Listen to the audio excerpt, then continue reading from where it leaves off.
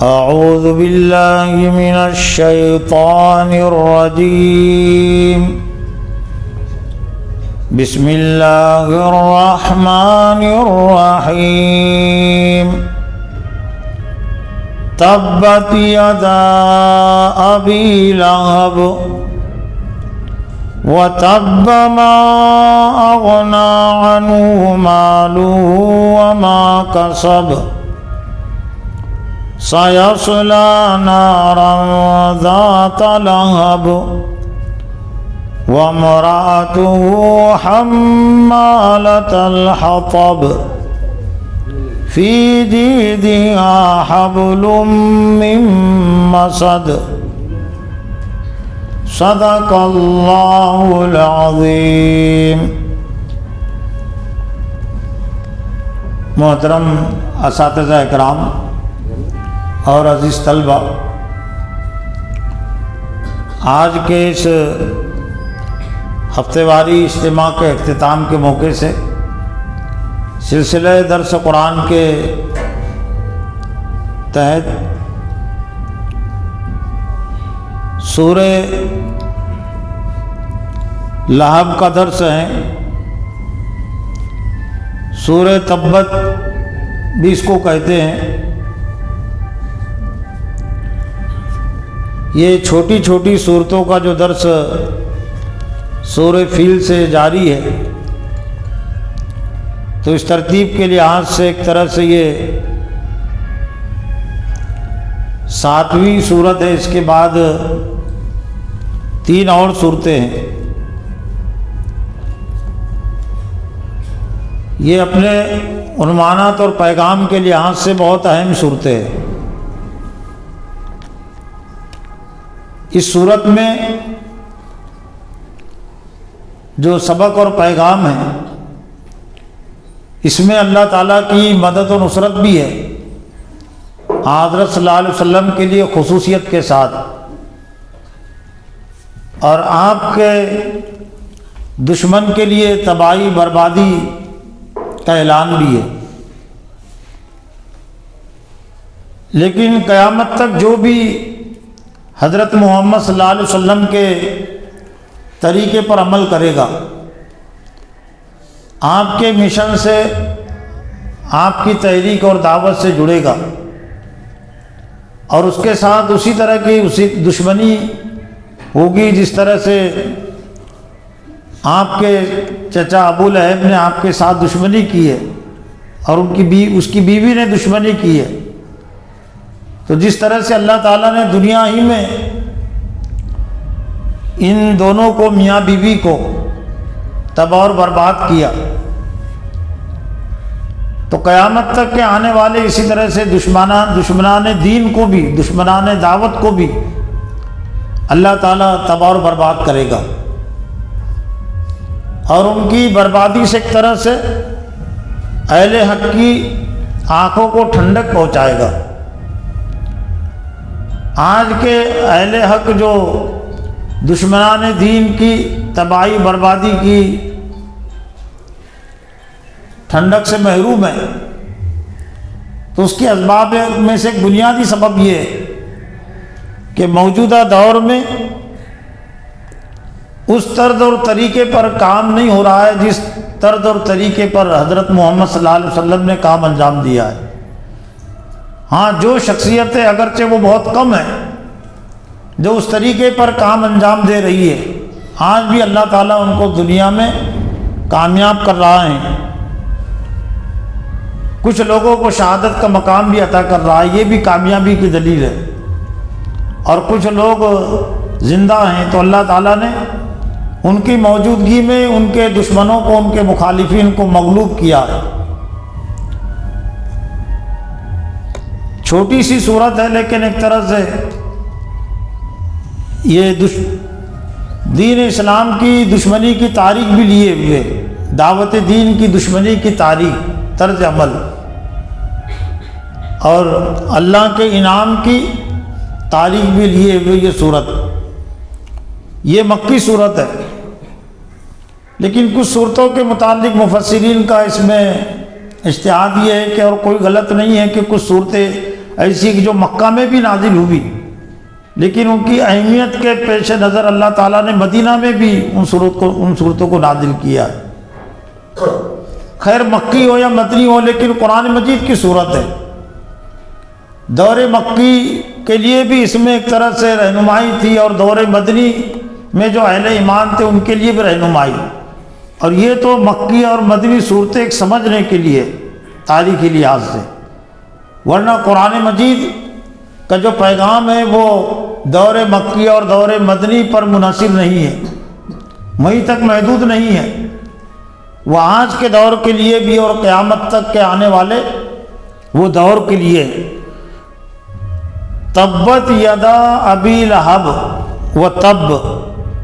ما اغنا عنہ مالہ وما کسب۔ تبت کے معنی تباہی اور بربادی کے، ہلاکت کے، کہ ہلاک ہو گئے ابو لہب کے دونوں ہاتھ۔ ہاتھوں کا تذکرہ اس لیے کیا گیا کہ عام طور سے زیادہ جو کوششیں ہوتی ہے وہ ہاتھوں سے ہوتی ہے،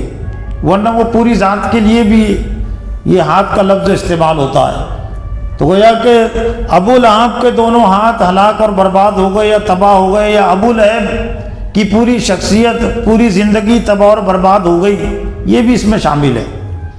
کہ ابو لہب تباہ اور برباد ہو گیا۔ وہ تب ما اغنا عنہ مالہ وما کسب، اور برباد ہو گیا اس کی وہ تمام کوششیں، مال کے لحاظ سے بھی اور چیزوں کے لحاظ سے۔ ما اغنا عنہ مالہ وما کسب، نہیں فائدہ پہنچایا اس کو اس کے مال نے، وما کسب، اور نہ اس کی کوشش نے۔ کسب کا تعلق بھی وہ تمام کوششوں پر ہے، تمام تدبیروں پر ہے، جو بھی انسان کرتا ہے اس دنیا میں وہ اس کا کسب ہے۔ محنت کے معنی بھی استعمال ہوتا ہے، کرنے کے معنی میں۔ تو ابو لہب نے جس مقصد کے لیے حضرت محمد صلی اللہ علیہ وسلم کے ساتھ دشمنی کی تھی، آپ کو ستاتا تھا، ایذائے پہنچاتا تھا، آپ کی مخالفت کرتا تھا، لوگوں کو آپ کی دعوت سے روکتا تھا، تو یہ کوششیں بھی اس کی تباہ اور برباد ہو گئی، عقارت ہو گئی۔ عقارت کے معنی میں بھی یہ لفظ استعمال ہوتا ہے۔ سیصلیٰ، لیکن یہ تو دنیاوی صرف اس کی ناکامی ہے کہ دنیا میں بھی ناکام ہوا، لیکن اصل ناکامی وہ دنیا کی نہیں ہے، اور اصل کامیابی وہ دنیا کی نہیں ہے۔ آخرت کی ناکامی، آخرت کا عذاب، یہ اصل ناکامی، اصل عذاب ہے۔ آخرت کی کامیابی وہ اصل کامیابی ہے۔ سیصلیٰ نارا ذات لہب، ان قریب وہ جائے گا، پہنچے گا، ملے گا۔ وصلہ کے لفظی معنی ملنے کے ہوتے ہیں، فصل یعنی جدائیگی، وصل یعنی ملنا۔ تو چونکہ آگ سے ملنے والا ہے وہ، سیصلیٰ نارا، آگ سے ان قریب وہ ملنے والا ہے۔ آگ سے مراد جہنم کی آگ، دوزخ کی آگ۔ ان قریب وہ دوزخ کی ذات لہب، جو شعلے مارنے والی آگ ہے، دہکی ہوئی، شعلے مارتی ہوئی جو آگ ہے، وہ اس آگ میں ہو جائے گا۔ لہب، یہ ابو لہب کی صفت بھی تھی، اور اسی مناسبت سے ایک طرح سے اللہ تعالیٰ نے اس کے لیے سزا کا اعلان کیا۔ یہ ابو لہب کا اصل جو نام تھا وہ عبد العزیٰ تھا۔ مشرکین مکہ جن بتوں کی پوجا پرستش کرتے تھے، تو ان میں سے ایک عزیٰ بھی تھا، عزیٰ، لات اور منات۔ یہ عرب میں ایک طرح سے یہ تین چار یہ بڑے بت شمار ہوتے تھے، لات بھی اس میں تھا، منات بھی اس میں تھا، اور ایک عزیٰ تھا۔ تو اسی مناسبت سے اس کا نام عبد العزیٰ تھا، اس لیے کہ حضرت صلی اللہ علیہ وسلم کے زمانے سے پہلے وہ ایک طرح سے وہ ہدایت سے خالی زمانہ تھا، جس کو فطرت کا زمانہ کہتے ہیں، کہ ہدایت سے محروم تھے لوگ۔ تو بتوں کی ان کے پاس اہمیت زیادہ تھی، اس لیے اپنے نام بتوں پر رکھتے تھے، بتوں کی نسبت پر رکھتے تھے۔ تو عبد العزیٰ اس کا اصل ذاتی نام تھا، لیکن چونکہ ایک طرح سے وہ سرخی مائل تھا، سرخی لیے ہوئے تھا، یعنی خوبصورت بھی تھا، اس کے چہرے پر سرخی تھی، اس وجہ سے اس کو ابو لہب کہتے تھے۔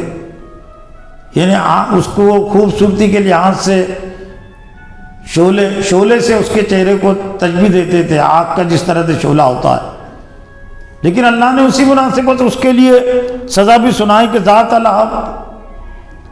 وہ شعلے والی آگ میں جانے والا ہے۔ دنیا میں بھلے ہی وہ خوبصورت ہو، خوبصورتی پر اس کو ناز ہو،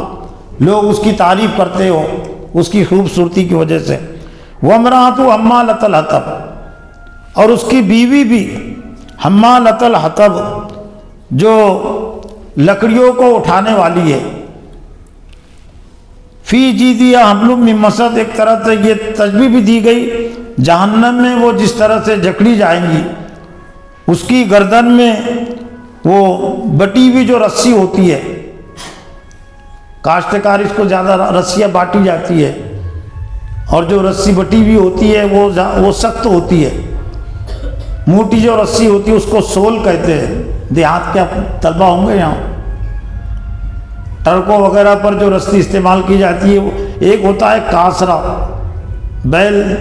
جس سے باندھے جاتے ہیں، تو وہ درمیانی درجے کی رسی ہوتی ہے، لیکن اس سے بھی موٹی رسی وہ سول ہوتی ہے۔ ٹرک اب تو دوسری چیزیں بھی نکل گئی، لیکن موٹی ہوتی ہے بٹی ہوئی۔ تو گویا کہ جہنم میں جس طرح سے اس کو جکڑا جائے گا تو اس کی کیفیت یہاں بیان کی جائے کہ اس کی گردن وہ بٹی ہوئی رسی میں ہوگی۔ کچھ مفسرین کا ترجمہ کیا کہ جو تار ہوتے ہیں لوہے کے تار وہ بھی بٹے ہوئے تھے، وہ ایسی گردن میں اس کو جکڑا جائے گا۔ کچھ مفسرین نے دنیا میں اس کی جو کیفیت تھی حضرت صلی اللہ علیہ وسلم کو ستانے کے حوالے سے کہ وہ کھاردار کاٹیا لاتی تھی۔ حضرت صلی اللہ علیہ وسلم کے گھر کے قریب ہی ابو لہب کا گھر تھا، تو یہ زیادہ تکلیف پہنچاتے تھے جسمانی لحاظ سے بھی اور ذہنی لحاظ سے بھی۔ تو وہ جنگل سے کھاردار لکڑیاں لاتی تھی، تو لکڑیاں لا کر حضرت صلی اللہ علیہ وسلم کے آنگن میں یا جس راستے سے آپ گزرتے تھے اس راستے میں ڈال دیتی تھی تکلیف پہنچانے کے لیے۔ تو اس مناسبت سے اللہ تعالیٰ نے اس کے لیے سزا کا اعلان کیا کہ وامرأۃ حمالۃ الحطب، یہاں جو لکڑیاں وہ لاتی ہے اٹھا کر، تو جہنم میں اسی طرح کی اس کو سزا بھی دی جائیں گی تاکہ اس کو اپنی ذلت کا احساس ہو۔ تاریخ اور طرز عمل کے لحاظ سے بھی اس صورت میں حضرت صلی اللہ علیہ وسلم کے لیے بھی بڑے تسلی کی بات تھی، اہل ایمان کے لیے بھی، اور اس دور کے جو اہل کفر تھے ان کے لیے بھی اس میں تنبیہ کی بات ہے، لیکن قیامت تک کے لیے اس میں اہل حق کے لیے، اہل ایمان کے لیے انعام کی خوشخبری کی بات بھی ہے، اور اہل کفر کے لیے، دین کے خلاف سازش تدبیر کرنے والوں کے لیے اس میں ایک طرح سے ناکامی کی اس میں تنبیہ اور وعید ہے۔ ابو لہب کے بہت کم ایسی صورتیں ہیں کہ جن صورتوں میں اللہ تعالیٰ نے نام کے ساتھ ان پر تنقید کی ہے، ان کو تنبیہ سنائی ہے، اور ایک طرح سے اللہ تعالیٰ کے غضب اور عذاب کی ایک علامت ہے۔ اور اس مناسبت سے بھی کہ اللہ تعالیٰ نے ابو لہب کا نام لے کر اس کے لیے سزا کا اعلان کیا کہ ابو لہب رشتے میں حضرت محمد صلی اللہ علیہ وسلم کا یہ حقیقی چچا ہوتا تھا، سگا چچا ہوتا تھا، لیکن دشمنی میں پیش تھا، جبکہ حضرت صلی اللہ علیہ وسلم کے خاندان کے جو دیگر افراد تھے جو رشتے میں قریب کے لیے دور کے شمار ہوتے تھے، قبیلہ بنی ہاشم حضرت محمد صلی اللہ علیہ وسلم کے پردادا کا نام ہے، تو ان کے ذریعے سے جو قبیلہ چلا تو وہ ایک طرح سے قبیلہ بنی ہاشم کہلاتا ہے، تو حضرت محمد صلی اللہ علیہ وسلم کا ساتھ دیتے تھے۔ قبیلے کے ایمان نہیں لائے تھے بہت سارے افراد نے، لیکن عرب میں یہ روایت موجود تھی اس وقت، اور آج بھی اس کے بہت سارے اثرات ہیں، عرب میں بھی ہیں، بلکہ بہت ساری ہندوستان کی برادریوں میں بھی ہے، قبیلے کی بنیاد پر اس کا ساتھ دیتے ہیں،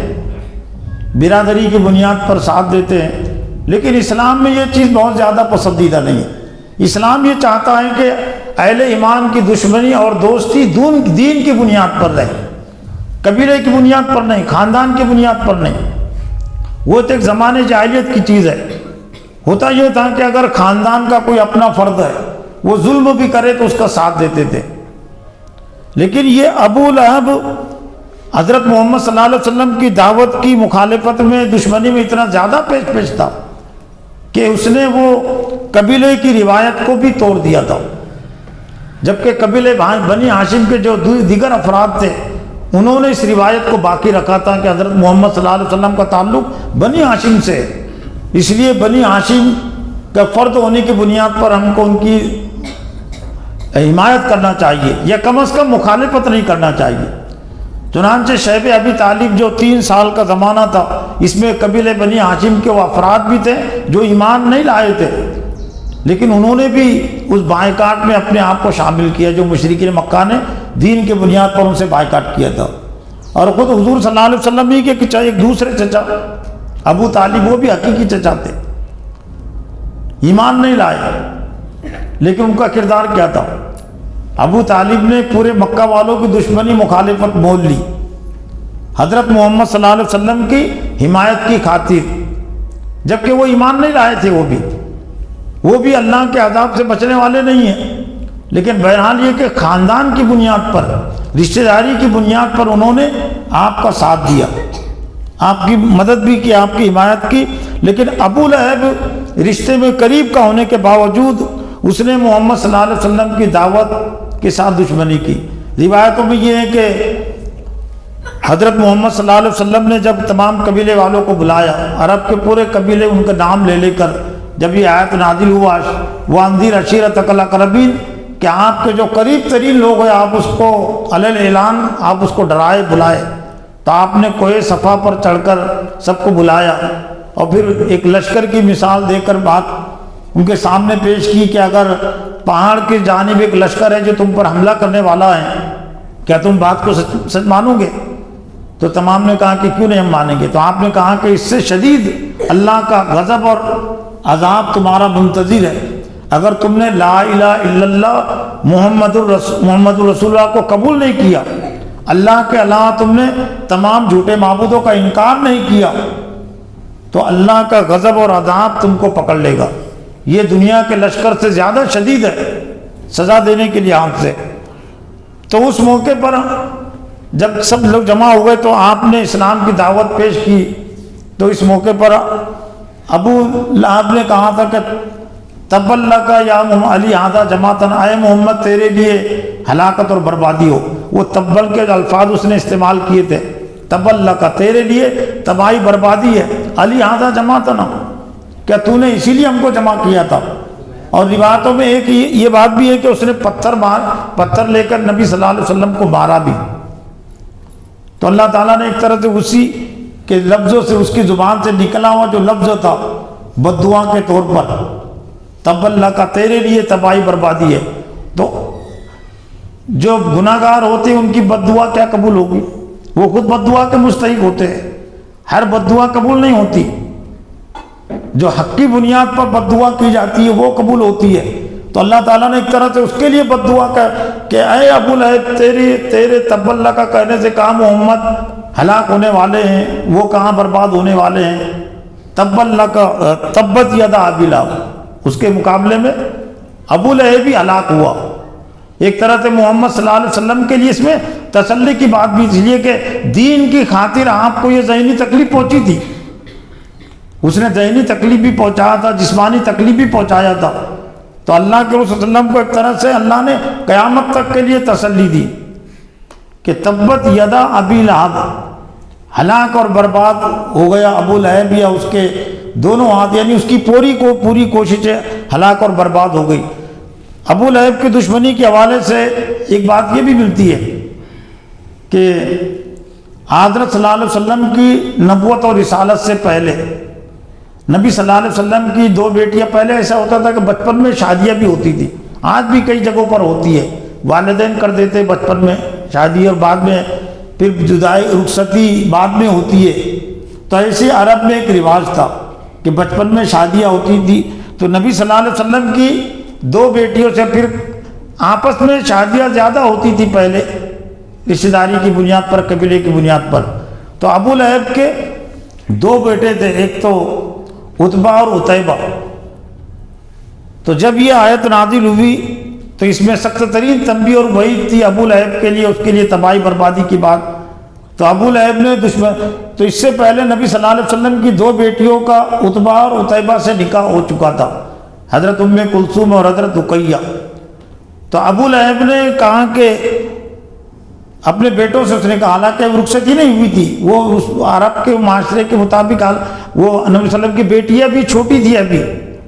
اور یہ لڑکے ہی بہت زیادہ بڑے نہیں تھے، تو اس نے اور زیادہ ذہنی تکلیف پہنچانے کے لیے یہ اپنے بیٹوں سے کہا کہ جب تک تم محمد کی بیٹیوں کو طلاق نہیں دو گے تو تمہارے ساتھ میرا کھانا پینا اور بات چیت حرام ہے۔ تو انہوں نے آ کر پھر نبی صلی اللہ علیہ وسلم کی بیٹیوں کو طلاق دے دی، عتبہ نے اور عتیبہ نے۔ اور عتیبہ نے روایت میں ہے کہ عتیبہ نے ذرا گستاخی کی معاملہ بھی کیا، اس موقع پر نبی صلی اللہ علیہ وسلم سے نفرت کے اظہار کے لیے آپ کی طرف تھوکا بھی، تھوکتے ہیں نفرت کے اظہار کے لیے، منہ پر تو نہیں تھوکا لیکن اللہ کے رسول کے پر اشارہ کر کے۔ تو نبی صلی اللہ علیہ وسلم نے اس موقع پر اس کے لیے ایک بد دعا دی کہ اللہ تعالیٰ تو کوئی اس پر درندے کو مسلط کر دے، یعنی کوئی چیر پھاڑ کھانے والے کو تو اس پر مسلط کر دے عتیبہ کے لیے۔ اس نے بات سنی اور اپنے باپ سے بھی آ کر اس نے کہی کہ محمد صلی اللہ علیہ وسلم نے یہ مجھے بد دعا دی تھا۔ ابو لہب دشمن تو تھا لیکن محمد صلی اللہ علیہ وسلم کی بات کا اس کو یقین بھی تھا، وہ صرف وہ اندھی دشمنی مخالفت جسے کہتے کہ اندھی دشمنی مخالفت حسد اور جلن میں یہ ابو لہب مبتلا تھا، اس کو اپنے مال پر بھی بڑا فخر تھا، کر رہا تھا۔ روایتوں میں یہ ہے کہ اس وقت یہ بیت اللہ کا جو مالیات کا انتظام جو تھا یہ ابو لہب کے ہاتھ میں تھا، اس کی وجہ سے زیادہ مالدار بھی شمار ہوتا تھا قبیلہ بنی ہاشم میں، اس لیے اللہ تعالیٰ نے چونکہ مال پر اس کو گرا تھا، مال پر اس کو فخر تھا، اس لیے اللہ نے فرمایا کہ ما اغنی عنہ مالہ وما کسب۔ محمد صلی اللہ علیہ وسلم اور ابو طالب اور اسی طرح سے قبیلہ بنی ہاشم کے جو دیگر افراد تھے وہ اتنے مالدار نہیں تھے، لیکن قبیلہ ہاشم میں بڑا مالدار بھی تھا، تو اس لیے آنکھ سے اس کی ذمہ داری زیادہ بنتی تھی، لیکن مال کا غلط استعمال اس نے کیا۔ تو اللہ نے پھر تب بھی سنائے کہ اس کے مال نے اس کو کوئی فائدہ نہیں پہنچایا، مال نے وہ مصیبت پریشانی اس کو نہیں بچایا۔ تو اب اللہ کے رسول نے جو بد دعا دی تھی عتیبہ کے لیے کہ اللہ تعالیٰ تو اس پر کسی درندے کو خونخوار کوئی اس کو چیر پھاڑ کھانے والے کو تو مسلط کر دے، تو ابو لہب یہ سمجھا کہ ضرور یہ بد دعا پوری ہو کر رہیں گی، اس لیے وہ عتیبہ کی حفاظت کرتا تھا۔ لیکن روایتوں میں یہ ہے کہ ایک مرتبہ تجارت کی غرض سے وہ ملک شام کی طرف مکہ چھوڑ کر گئے، ابو لہب بھی تھا اور عتیبہ بھی ساتھ میں تھا۔ رات میں جب پڑاؤ کا وقت آیا تو ابو لہب نے تمام قافلے والوں سے کہا کہ محمد نے میرے بیٹے کے لیے بد دعا کی ہے کہ کوئی اللہ اس پر کسی درندے کو جانور کو مسلط کر دے، تو اس بات کا اندیشہ ہے کہ کوئی جانور کا درندہ آ کر میرے بیٹے پر حملہ نہ کر دے۔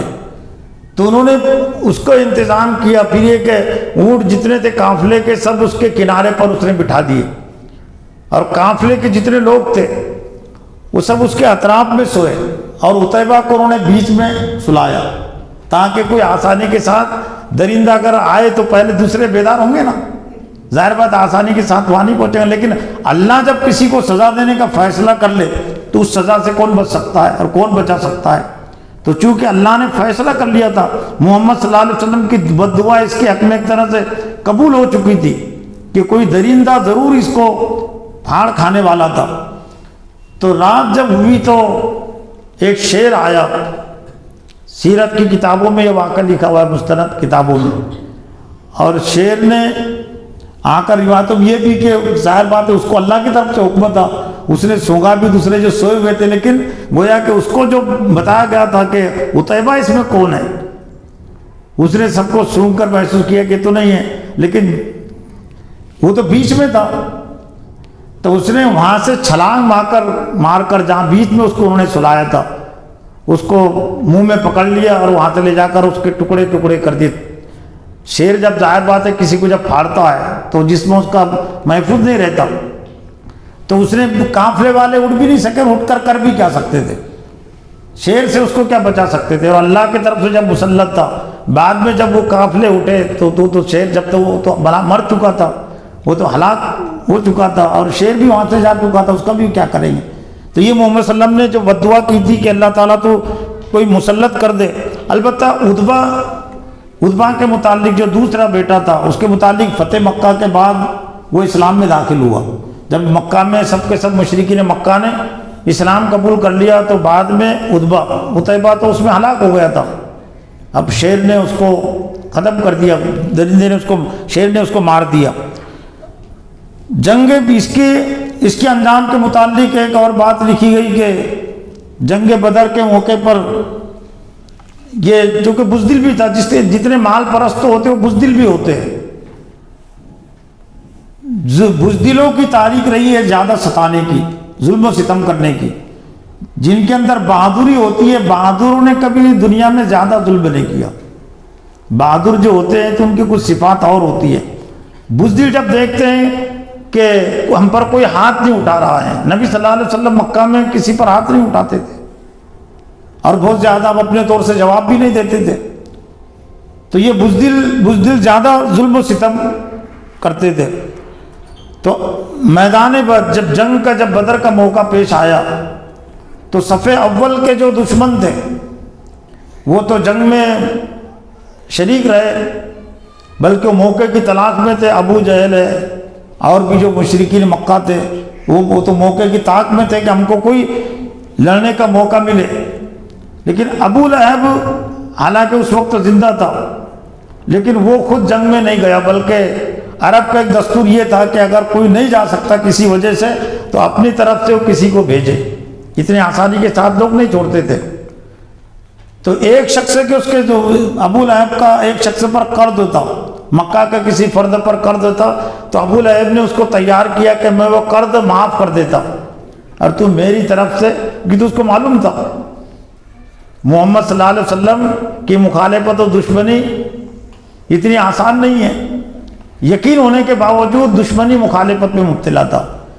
تو وہ خود نہیں گیا، اپنے طرف سے اس نے ایک شخص کو بھیج دیا. لیکن چونکہ جتنے دشمنان دین تھے صف اول کے، اللہ کی طرف سے ان کے لیے ایک طرح سے ہلاکت کا فیصلہ ہو چکا تھا، ان کے ایک طرح سے قتل کا فیصلہ ہو چکا تھا، قتل کا فیصلہ ہو چکا تھا یا موت کا فیصلہ ہو چکا تھا. مرنے کے لیے جنگ میں جانا ضروری نہیں ہے، گھر پہ بھی موت آتی ہے. تو اس کا ابو لہب کا تو گمان یہ تھا کہ میں جنگ بدر سے الگ رہ گیا تو میں اب بچ جاؤں گا. لیکن ہوا یہ کہ صف اول کے جو 70 کے قریب جو دشمنان دین تھے ابو لہب کے طرح کے، وہ تو وہاں مار دیے گئے. باقی اس لیے کہ باقی کو اللہ تعالیٰ نے اس لیے زندہ رکھا کہ ان میں سے بہت سارے اسلام قبول کرنے والے تھے، اور ہوا بھی یہی ہے. ان کو کیا معلوم وہ وہاں سے پیچھے، ورنہ پورے گرفتار بھی ہو سکتے تھے نا، یا گرفتار ہوئے تو ان کے قتل کا فیصلہ بھی ہو سکتا تھا. لیکن چونکہ ان کی قسمت میں ہدایت تھی تو ایسے حالات بنے کہ پھر 70 کے علاوہ 70 تو قیدی ہوئے، بعد میں ان کی بھی رہائی عمل میں آئی اور پھر دھیرے دھیرے بعد میں وہ بھی اسلام میں داخل ہوتے گئے. یہاں تک کہ حضرت عباس بھی جو قیدی بن کر، اس میں حضرت عباس بھی تھے، وہ بھی اللہ کے رسول کی چچا تھے، لیکن بعد میں فتح مکہ کے موقع پر وہ بھی اسلام میں داخل ہوئے. ابو العاص بھی تھے وہ قیدیوں میں، نبی صلی اللہ علیہ وسلم کے داماد، بڑے داماد حضرت زینب کے شوہر، وہ بھی بعد میں اسلام میں داخل ہوئے. حضرت علی کے بھائی بھی تھے حضرت عقیل، وہ بھی بعد میں اسلام میں داخل ہوئے. حضرت ابوبکر صدیق کے بیٹے بھی تھے جو مشرکین کی طرف سے آئے تھے. غلط فہمی سمجھ، ان کو کیا معلوم ہمارے حق میں کیا ہے، لیکن بعد میں وہ بھی اسلام میں داخل ہوئے. لیکن چونکہ ابو لہب اسلام کی دشمنی میں پیش تھا تو اس کے تو قتل کا فیصلہ اللہ کی طرف سے ہو چکا تھا،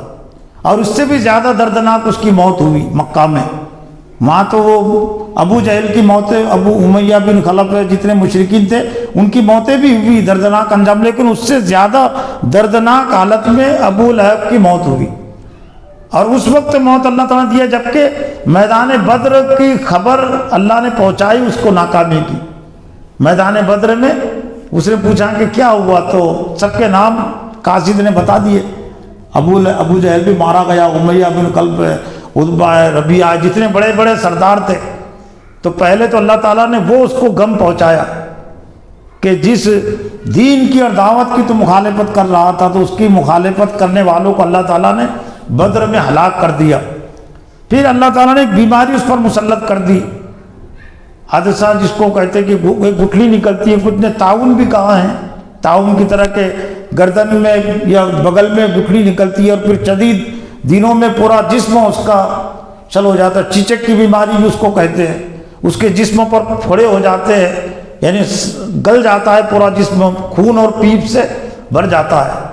اور کوئی وہ بیماری کے متعلق یہ تھا کہ اگر کوئی وہ بیماری مبتلا ہے تو کوئی قریب نہیں جاتا تھا، اس لیے قریب اگر جائے گا تو وہ بیماری معلوم تھا کہ وہ بیماری لگ جاتی ہے اس کے جراثیم، تو یہاں تک کہ اس کی موت ہو گئی گھر میں ایک طرف پڑے ہوئے، لیکن بیٹوں نے بھی اس کی لاش کو اٹھانے کو گوارا نہیں کیا، کوئی قریب جانے کے لیے تیار نہیں۔ لیکن جب بدبو پھیل گئی، ظاہر بات ہے کہ کب تک رکھیں گے لاش کو، لاش میں سے بدبو آنے والی ہے۔ اب وہ قریب اس لیے نہیں گئے کہ ہم کو بھی بیماری لگ جائے گی۔ کورونا میں بہت ساری ایسی چیزیں ہوئی نا، بہت ساری غیر مسلموں میں زیادہ اس کے واقعات ہوئے، کوئی اٹھانے والا بھی نہیں، حالانکہ کورونا کوئی بیماری تھی نہیں، وہ تو ایک فردی بیماری تھی، میڈیا کے ذریعے سے خام کا چیز پھیلائی گئی، ورنہ کوئی کورونا نام کے کوئی متعدی بیماری تھی نہیں، لیکن لوگوں کو ایسے ڈرا دیا حکومت نے، اخبارات نے، کہ لوگ اس کو صحیح سمجھنے لگے۔ لیکن یہ حقیقی بیماری، تعاون بھی حقیقی بیماری تھی، چیچک جسے کہیں گے۔ تو پھر جب محلے والے، پوری مکہ والوں نے کہا کہ کچھ نہ کچھ کرو، تو پھر جو حبشی غلام ہوتے تھے مکہ میں بھی تھے، تو ان کے ذریعے سے پھر وہ لاش اس کے بیٹوں نے وہاں سے گھر سے نکالی، انہوں نے بھی قریب سے نہیں، انہوں نے بھی اس کو چھیا، لکڑیوں سے اس کو ہٹا کر، لکڑیوں میں بھر کر ایک گڑھے میں اس کو ڈال دیا اور اس کے اوپر مٹی پتھر ڈال دیے، تو اس سے بڑھ کر اور کیا تباہی بربادی ہوگی۔ تو تبت یدا ابی لہب، اللہ تعالیٰ نے جو اس کے لیے اعلان سنایا تھا، ایک طرح سے دنیا میں بھی اس کا یہ انجام ہوا، اور آخرت کا جو عذاب ہے وہ تو ہمیشہ ہمیشہ کے لیے۔ تو اس چھوٹی سی صورت میں بھی ہر داعی دین کے لیے، ہر معلم کے لیے ایک طرح سے اس میں صبر کا پیغام بھی ہے، کہ صبر کے ساتھ، عزم اور حوصلے کے ساتھ اپنا کام کرتے رہے، دشمنی کی، مخالفت کی کوئی پرواہ نہ کرے، تو اللہ تعالیٰ خود ہی دشمنان دین سے، دشمنان دعوت سے انتقام بھی لیتا ہے، اور اسی دنیا میں اللہ تعالیٰ پھر ان کے انجام بد کو دکھا کر داعین کے، معلمین کی آنکھوں کو ٹھنڈی بھی کرتا ہے۔ اللہ سے دعا ہے کہ اللہ تعالیٰ مجھے بھی اور آپ کو بھی اس صورت کے پیغام کو سمجھنے اور اس سے نصیحت حاصل کرنے کی توفیق عطا فرمائے۔ وآخر دعوانا ان الحمد للہ رب العالمین۔